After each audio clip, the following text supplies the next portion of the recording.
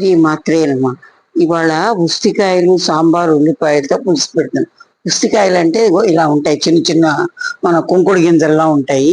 వాటిని ఎండబెట్టి మన ఊరమిరపకాయలాగా ఎండబెట్టి అమ్ముతారు. తమిళనాడులోనూ బాగా విస్తారంగా దొరుకుతాయి ఇవి. ఈ పులుసులో వేసుకుంటారు. పచ్చికాయల్ని కొబ్బరి పచ్చడి చేసుకున్నట్టు పద్ధతి కూడా చేసుకుంటారు. ఇది చక్కెర వ్యాధిని నిరోధిస్తుంది అంటారు. జీర్ణశక్తి కూడా చాలా బాగా పనిచేస్తుంది. ఇలా ఈ వడియాల్లాగా కొంచెం కొంచెం నూనె పెట్టి ఆ నూనెలో వేయించి ఆ ఉస్తికాయలని పక్కన పెట్టుకున్నాను. ఈ ఉస్తికాయలని మా సరిత చెన్నై వెళ్ళినప్పుడు ఆ చిన్న చిన్న ఉల్లిపాయలతో పాటు ఇది కూడా పట్టుకొచ్చింది. సరే కొంచెం నూనె పెట్టి వేయించి పక్కన పెట్టాను. అటు ఒక పాత్ర పెట్టుకొని దాన్ని స్టవ్ మీద పెట్టి వెలిగించి ఒక స్పూను నూనె వేసి ఒక హాఫ్ స్పూను మెంతులు, ఒక హాఫ్ స్పూన్ ఆవాలు, ఒక పావు స్పూను ఇంగువ వేశాను. అవి వేగుతూ ఉండగా ఈ మెంతులు గనక బాగా వేగం అనుకోండి అది చిరుచేదు వస్తాయి, బాగుండదు. మెంతులు వేయడం వల్ల పులుసుకు చిక్కదనం వస్తుంది కూడా దాంట్లో. ఇప్పుడు ఇలాగ అయిన తర్వాత దీనికి చీల్చి పెట్టుకున్న 2 పచ్చిమిరపకాయలు, అప్పుడే కోసి తెచ్చుకున్న కరివేపాకు, ఫ్రెష్ కరివేపాకు వేసి మగ్గనిచ్చాను. ఈ కరివేపాకు అప్పుడే మా చెట్లోంచి కోసి తెచ్చుకున్నాము. అసలు కమ్మటి వాసన వస్తుంది అనమాట, ఎంత బాగుందో అది.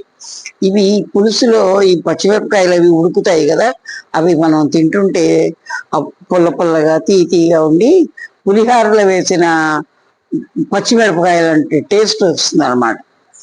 ఇవి కూడా మగ్గుతుండగా ఇప్పుడు ఉల్లిపాయలు ఒక గుప్పెడు ఉల్లిపాయలు, సాంబారు ఉల్లిపాయల్ని శుభ్రంగా కడిగేసి తోలు తొక్క తీసి పక్కన పెట్టుకున్నాను.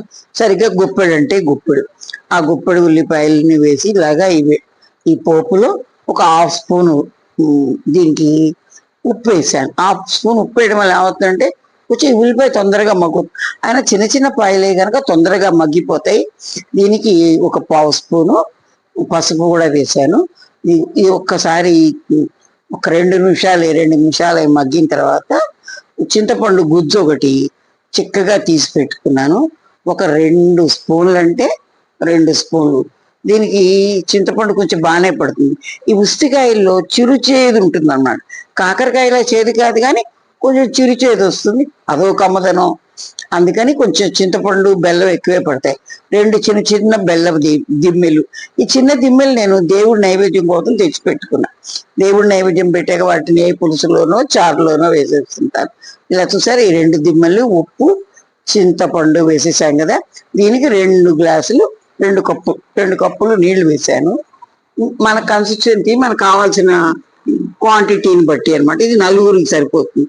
ఈ పులుసు నీళ్ళు, పులుసు, బెల్లము, ఉప్పు ఇవి ఉన్నాయి కదా, ఇవన్నీ బాగా ఈ ఉల్లిపాయలు ఒక్క పొంగు వచ్చే వరకు ఉంచాయంటే బాగా పీల్చుకుంటాయి. చాలా అన్నంలో తింటుంటే చాలా రుచిని ఇస్తాయి అన్నమాట. ఇప్పుడు ఇలా తెరులుతుండగా 2 స్పూన్లు సాంబార్ పొడి వల్ల ఈ పులుసు చిక్కదనం వస్తుంది, కమ్మదనము వస్తుంది. హాఫ్ స్పూను కారం వేసి ఇంకొకసారి పొంగనిచ్చాను.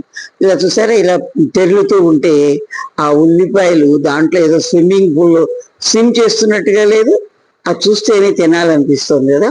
ఇలా ఒక పొంగు వచ్చి ఇలాగా రంగు మారుతాయి ఉల్లిపాయలు, మనకు కనపడుతుంది చూడండి. ఇలా రంగు మారిన ఉల్లిపాయల మీద మనం వేయించి పెట్టుకున్న ఈ ఉస్తికాయలు ఇలా వేసాను. ఒక గుప్పెడు వేసాను. ఇంకో గుప్పెడు ఉన్నాయి. వేడి అన్నంలో అంతా నెయ్యి వేసుకొని కప్పుకు తింటే మన ఒడియాలు నంచుకు తిన్నట్టే ఉంటుంది, చాలా కమ్మగా ఉంటుంది. దాని మీద ఇప్పుడు ఒక స్పూను పచ్చి కొబ్బరి, తర్వాత ఇష్టమైన వాళ్ళు ఇక్కడ వెల్లుల్లిపాయ కూడా వేస్తారు. నేను వెల్లుల్లిపాయ వాడను, అందుకని వేయలేదు. ఇప్పుడు తర్వాత లావిష్గా మాత్రం నేను కొత్తిమీర వేస్తాను. కొత్తిమీర కమ్మదనము, ఈ కొబ్బరి ఇవన్నీ కూడా పులుసు అవి పట్టుకుని ఈ ఉల్లిపాయలు ఉస్తికాయలు చాలా కమ్మదనాన్ని ఒక 2 నిమిషాల పొయ్యి మీద ఉంచేసి స్టవ్ ఆఫ్ చేసి మూత పెట్టేసి 5 నిమిషాలు అలా వదిలేసామంటే ఈ ఉస్తికాయల పులుసులో ఊరి పులుసు కమ్మదనం వస్తుంది. దాన్ని ఇలాగా సర్వ్ చేసుకుంటే వేయడంలో చాలా బాగుంటుంది. ఇది మీరు కూడా చేసుకొని తినండి. Thank you for watching. Like, share and subscribe.